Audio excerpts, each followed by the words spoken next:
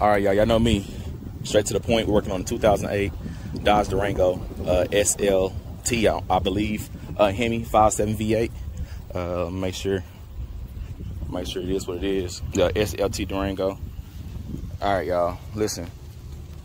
Straight to the point. I'm using my phone, so I'm trying to get straight to the point here. Okay, so what I got going on now? I popped these two straps off. All right, on both sides.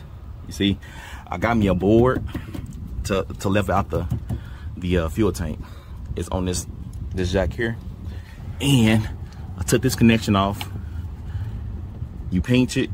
Sorry, y'all, for the towel.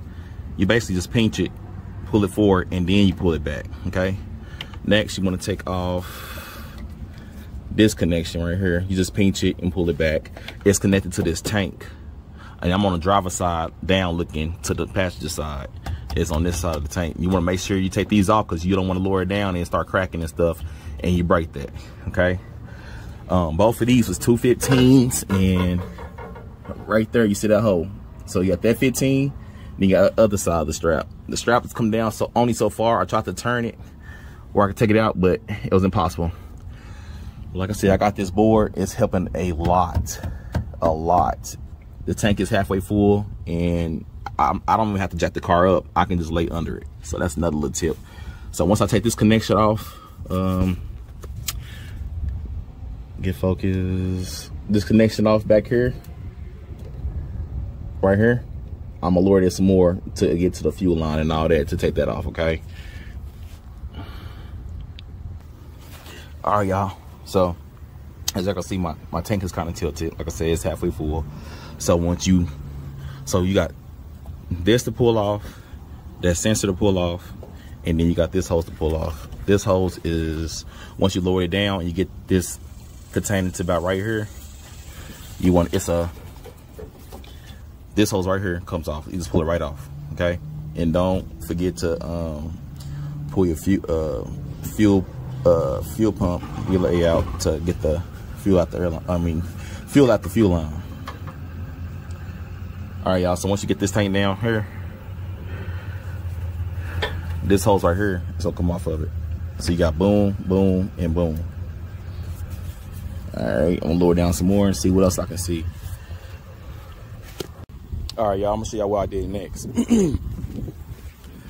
This tank is pretty easy. A lot of people try to make it hard online, but it's not. All right, like I said, this thing sits so tall you can crawl underneath it.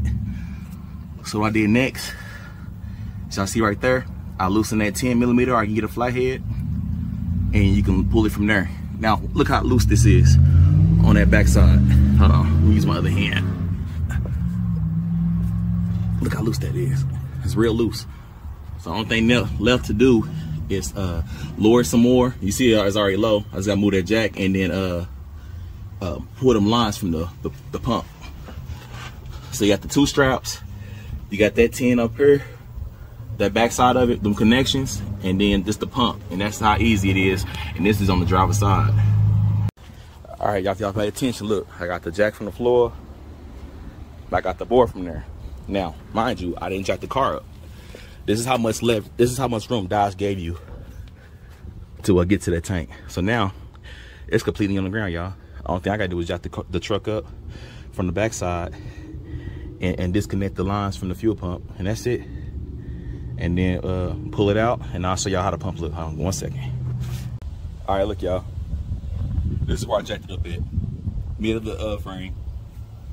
Now, I didn't go all the way up because you just want to have room to be able to reach in here and disconnect this stuff so you ain't messing up none of these wires and stuff. So I got 1, 2, 3. 1, 2, and 3. And then all I can do is turn this whole pump out and slide it out from underneath the car and replace the pump. Unless y'all want to be on one of them eyeballs and cut a panel up there and all that blah blah blah stuff. No, just do it right. So let me pull this out, some connections off, pull this off, and we'll get started.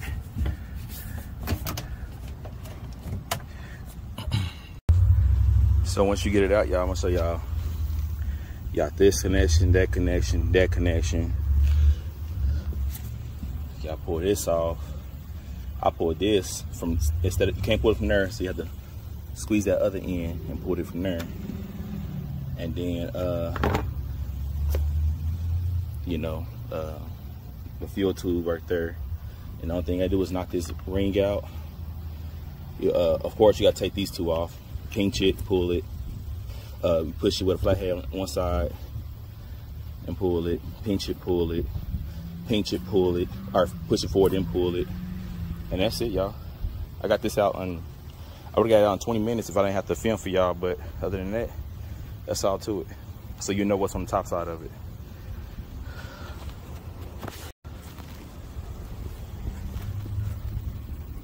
All right, y'all. So I didn't have a locking ring. I didn't have a locking ring for this, but this will actually sit like this on the car. It'll actually sit like this, right? So what I did was I got a hammer, and then I got, sorry, it's way over here. I don't know how I got way over here. But then I got this PB blaster, right? So what I did was I put this nozzle, I just sprayed a little bit around here. Spray around the notches here, as you can see.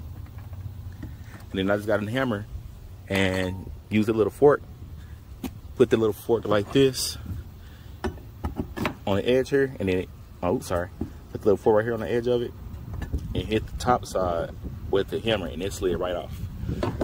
Because I don't have a, it's called a fuel tank locking ring removal tool. I don't have that, so that's what I use to take this off. So if you don't have that, you can use that method. So got that out, y'all. What y'all do is, I got the old pump here. Got the old pump here. Got the new pump. Just try to, you know, the aftermarket will always look different than the original. This is the original one from 2008. It's the aftermarket one. Every time you change this, you want to change this. Even though that might look good, you still want to change it, okay? And then I'm gonna decipher this gas out, put it in this bucket. That way it's easy for me to put this back up, and then I'll put the gas back in the tank through the port. So I hope this video helps somebody out. So I put the fuel pump back up in there. This is like, y'all, this is basically like an hour-and-a-half job. Put the cap back in there, on there, make sure that's tight. Ooh.